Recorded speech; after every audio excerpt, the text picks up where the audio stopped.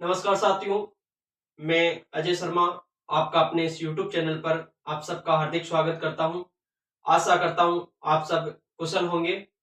दोस्तों, आप चाहे first grade, second grade, REET, C TET, UP TET, S TET किसी की भी तैयारी कर रहे हो जिसमें संस्कृत का जो पाठ्यक्रम है वो लगभग निश्चित एक समान है। हो सकता है फर्स्ट ग्रेड, सेकंड ग्रेड में थोड़े सूत्र ज्यादा हो। दोस्तों, मैं अपने इस YouTube चैनल के माध्यम से मैं प्रयास करूंगा जो संस्कृत व्याकरण का जो सिलेबस है वो आप तक पहुंचाने का। दोस्तों, हम शुरुआत करते हैं सर्वप्रथम माहेश्वर सूत्र से। माहेश्वर सूत्र, माहेश्वरात आगतानी माहेश्वराणी, अर्थात कहा जाता है नंदिकेश्वर ने अपनी काशिका में कहा था कि भगवान शंकर ने 9 और 5 के खंड में जो डमरू का वादन किया था उससे माहेश्वर सूत्रों की उत्पत्ति हुई है। और इन्हें इस स्रोत से जो लिखने का कार्य किया है वो पाणिनि जी ने किया है। इसलिए माहेश्वर सूत्र के जो रचयिता माने जाते हैं वो पाणिनि को माने जाता है।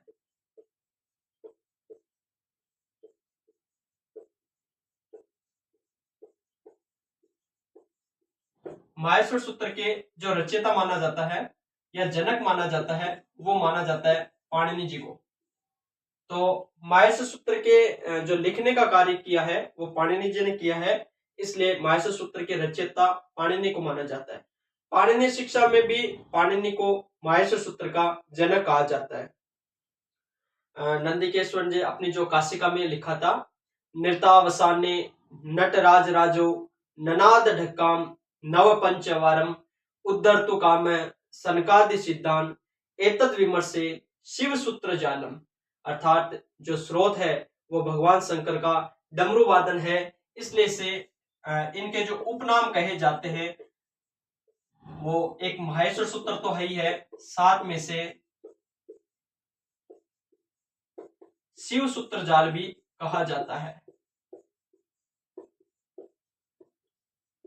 माहेश्वर सूत्र के साथ में इसे शिव सूत्र जाल भी कहा जाता है क्योंकि इनके स्रोत भगवान शंकर है। इसलिए माहेश्वरात आगतानी माहेश्वराणी, जो महेश्वर से आए हैं इसे माहेश्वर सूत्र कहते हैं।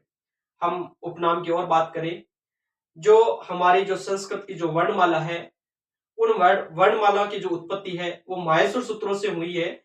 इसलिए इसे अक्षर समाम्नाय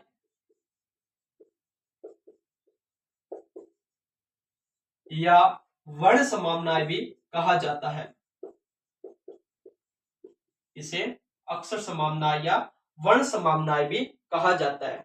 अब कहोगे कि समाम्नाय का अर्थ क्या होता है, तो समाम्नाय का तात्पर्य वेद से होता है। इसलिए इसे अक्षर वेद या वर्ण वेद भी कहा जाता है। माहेश्वर सूत्रों से संस्कृत व्याकरण की जो वर्णमाला है उस वर्णमाला का ज्ञान होता है। इसलिए इसे अक्षर समाम्नाय या वर्ण समाम्नाय कहा जाता है। समाम्नाय का तात्पर्य वेद से है, इसलिए इसे अक्षर वेद या वर्ण वेद भी कहा जाता है। अब हम आगे नेक्स्ट बात करते हैं। जो माहेश्वर सूत्र है उस माहेश्वर सूत्र का जो मुख्य उद्देश्य होता है वो प्रत्याहार निर्माण करना होता है। इसलिए इस माहेश्वर सूत्र को प्रत्याहार सूत्र भी कहा जाता है। प्रत्याहार सूत्र भी कहा जाता है। तो हमारे सामने जो उपनाम निकल के आए, माहेश्वर सूत्र कहते हैं, साथ में से शिव सूत्र जाल भी कहते हैं। इससे अक्षर संस्कृत वर्णमाला के अक्षर या वर्णों का ज्ञान होता है, इसलिए अक्षर समाम्नाय या वर्ण समाम्नाय भी कहा जाता है। समाम्नाय का तात्पर्य वेद से, इसलिए अक्षर वेद या वर्ण वेद भी कहते हैं। इससे ही मुख्य जो प्रत्याहार है उन प्रत्याहारों का हमें ज्ञान होता है, इसलिए इसे प्रत्याहार सूत्र भी कहा जाता है। अब हम बात करते हैं जो हमारे जो माहेश्वर सूत्र कौन कौन से उनके बारे में।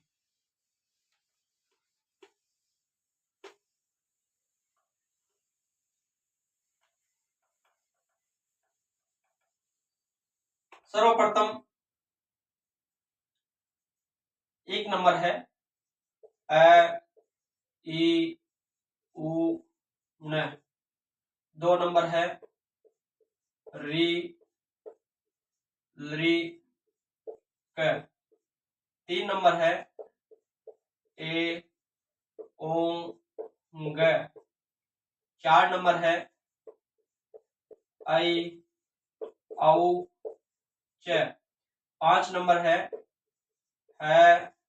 ये व र ट। 6 नंबर है वो है ल ण। 7 नंबर है ये मैं ग ण न म। 8 नंबर है ज भ य।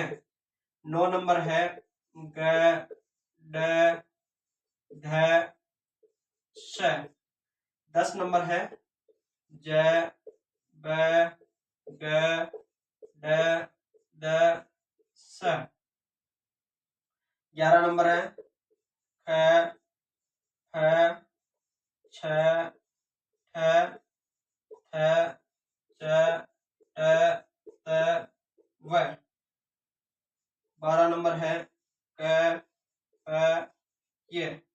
13 नंबर है वो है स स र। और अंतिम सूत्र है उसका नाम है ल। इस प्रकार ये आपके 14 माहेश्वर सूत्र हो गए। अ ई उ ण रि लृ क ए ओ ग आई औ च ह य व र ट ल ण य म ग ण न म ज भ य ग ड ध स ज ब ग ड द स ख फ छ ठ थ च ट त व क प य स र और हल है ल।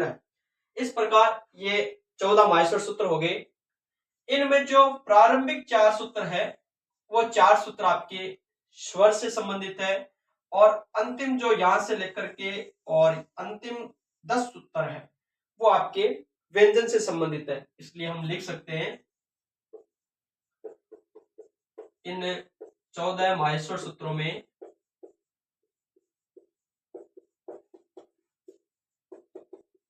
प्रारंभिक 4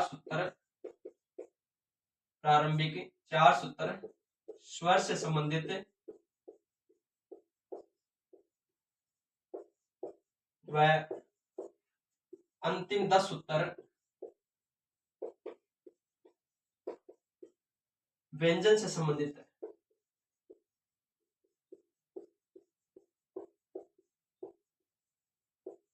अंतिम 10 सूत्र है वो आपके किससे संबंधित है? व्यंजन से संबंधित है। प्रारंभिक 4 सूत्र स्वर से संबंधित है। स्वर देखो अ ए उ हणे को काउंट नहीं किया जाता है क्योंकि इसकी संज्ञा हो जाती है। रे लृ क को काउंट नहीं किया जाता। ए ओ आई औ ये जो 4 सूत्र है वो तो आपके स्वर से संबंधित है। अंतिम 10 सूत्र में देखो ये व र ल है ये म ग ण न ज भ ग ड ध च ब ग ड द ख फ छ ठ थ च ट त क प स है। ये आपके जो है वो व्यंजन से संबंधित है। अब हम बात करते हैं माहेश्वर सूत्रों में वर्णों का जो क्रम है वो क्या है।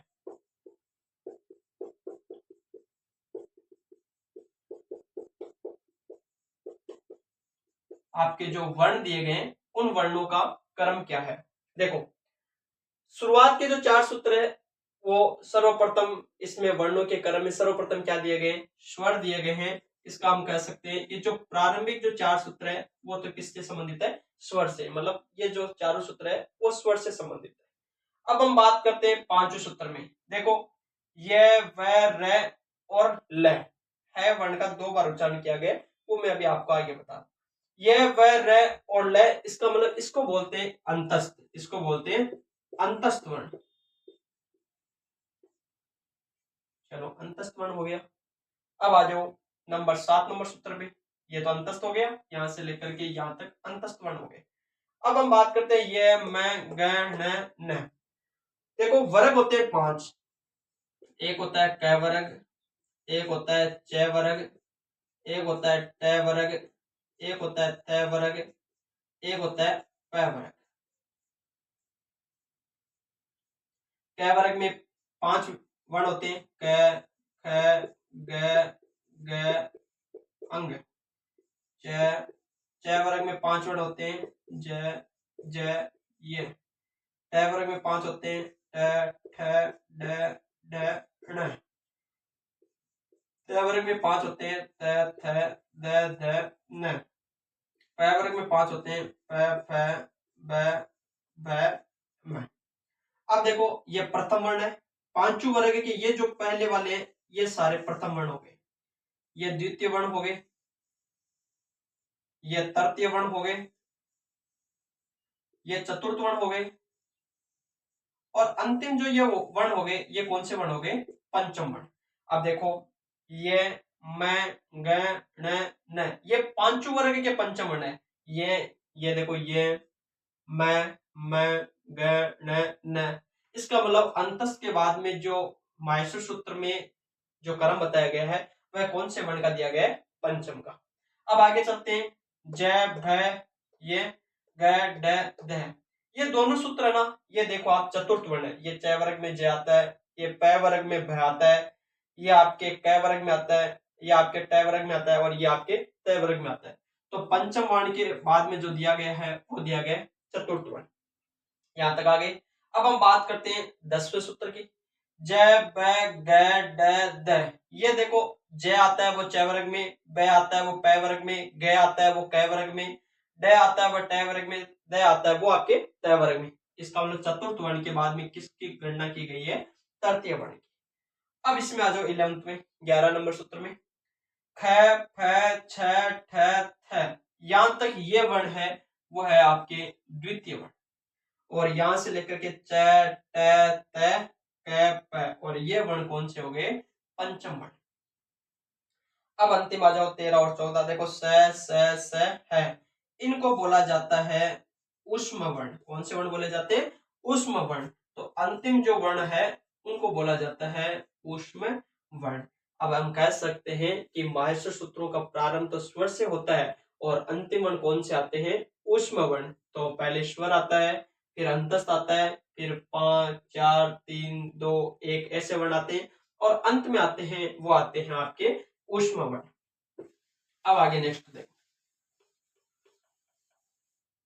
इसमें जितने भी अंत में आपको व्यंजन दिखाई दे रहे हैं हलंत, ये देखो हण है, प्रत्येक सूत्र में जो अंत में व्यंजन दिखाई दे रहे हैं हलंत, क अंग च ट ण म य स व ये र ल, इनका अर्थ होता है जैसे अ ई उ ण।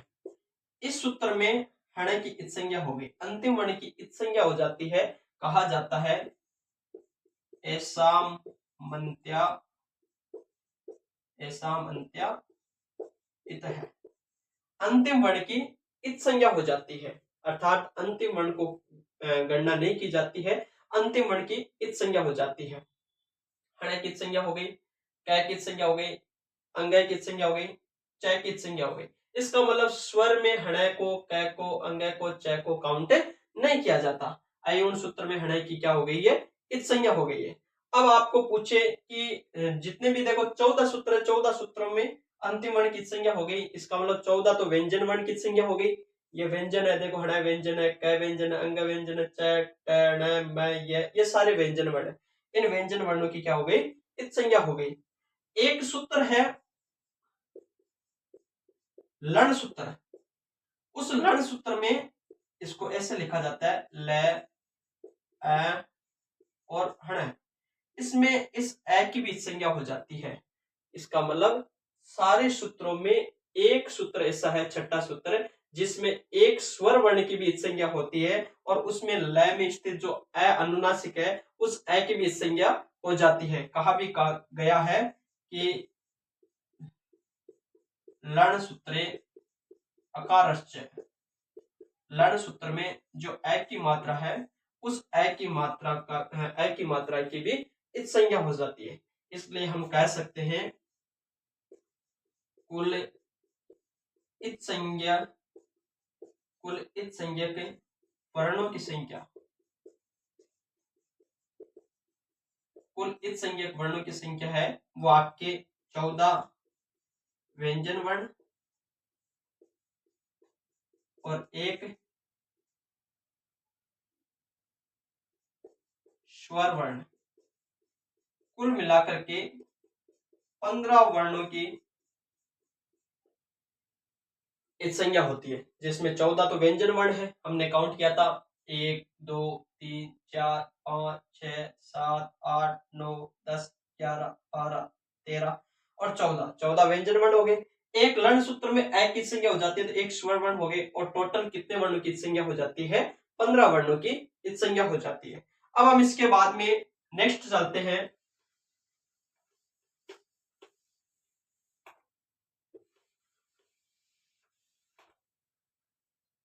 हणे वर्ण का जो इत्संज्ञक हणे वर्ण है उसका 2 बार पाठ किया गया है। एक तो अयुण में हणे, एक लर्ण सूत्र में हणे है। इस हणे इत्संज्ञक का 2 बार पाठ किया गया है। तो हणे इत्संज्ञक वर्ण का 2 बार पाठ किया गया है।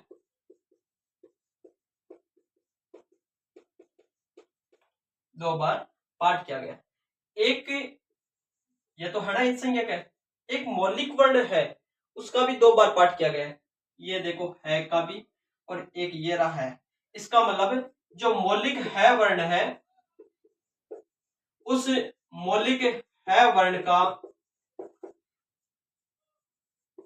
2 बार पाठ किया गया है। मौलिक है वर्ण का भी 2 बार पाठ किया गया है। 5वें सूत्र में है का 2 बार पाठ किया गया है। एक तो 5वें सूत्र में है, और एक 14वें सूत्र में है। इस मौलिक है वर्ण का 2 बार पाठ किया गया है। इस है का 2 बार पाठ करने का कारण यह है कि प्रारंभिक है वर्ण है,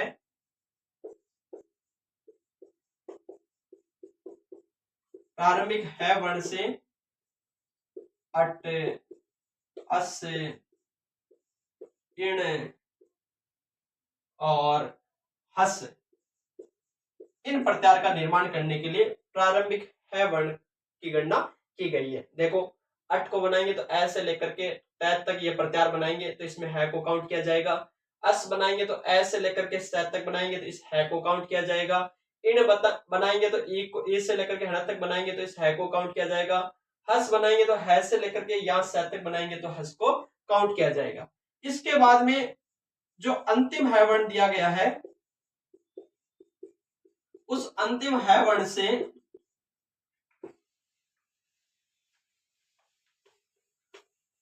उस अंतिम है वर्ण से जल, रल, वल, सल, इन प्रत्यार का निर्माण किया जाता है। जैसे जल का बनाते हैं तो जय से लेकर के लय तक, रल बनाते हैं तो रै से लेकर के लय तक, वल बनाते हैं तो वै से लेकर के लय तक, सल बनाते हैं तो सै से लेकर के लय तक।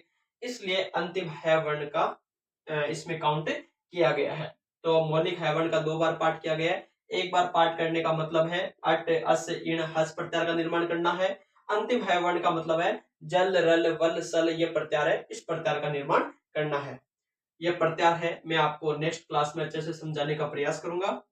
इसके बाद ये जितने भी आपके सामने सूत्र दिए गए हैं, आई उण, रील, रिक, एंग, ऐ, यहां तक तो स्वर है। इसके बाद में है से लेकर के लय तक जितने भी आपके व्यंजन दिए गए हैं, उसमें देखो है, ये, व, र, इसमें देखो ए की मात्रा है। इन सब में ए की मात्रा है। ये ए की मात्रा केवल उच्चारण के लिए दी गई है।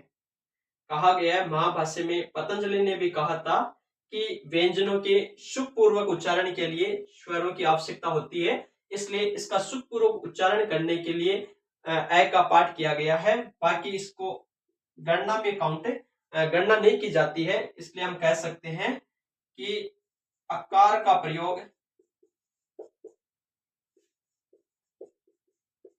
केवल व्यंजनों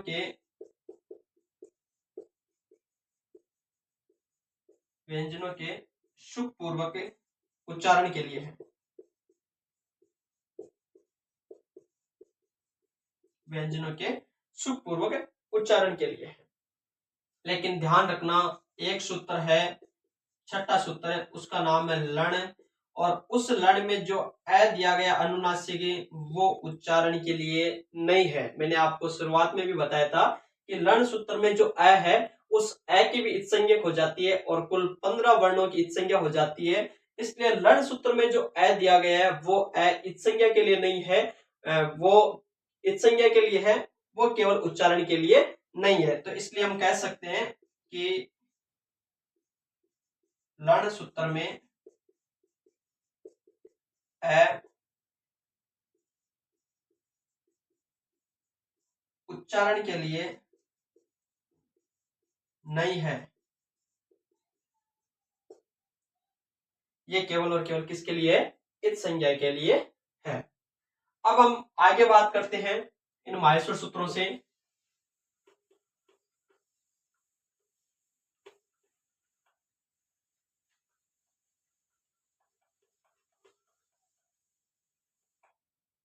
अब देखिए नेक्स्ट, ये जो आगे के जो 4 सूत्र आपको स्वर से संबंधित है, इस स्वर से संबंधित इनमें भी एक संधि प्राप्त हुई है। जैसे ए और ई को ऐसे हम ऐसे संधि करेंगे तो आपके ए और ई से गुण संधि होकर के ए बन जाता है, लेकिन इसमें संधि प्राप्त हुई है और उस संधि का नाम है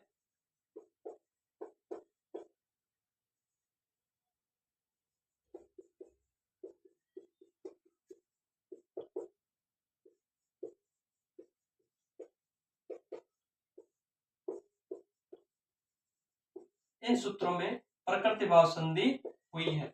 मतलब इन चारों सूत्रों में, मैं आई यू का बता रहा हूं, लेकिन चारों सूत्र मतलब जितने भी स्वरों से संबंधित है, उन स्वरों से संबंधित जितने भी 4 सूत्र है, उन चारों सूत्रों में प्रकृति भाव संधि हुई है। या तो आई यू इन सूत्रों में लिख दो या ऐसे लिख दो, स्वरों में, इन सभी स्वरों में प्रकृति भाव संधि हुई है। अतः इन सभी स्वरों में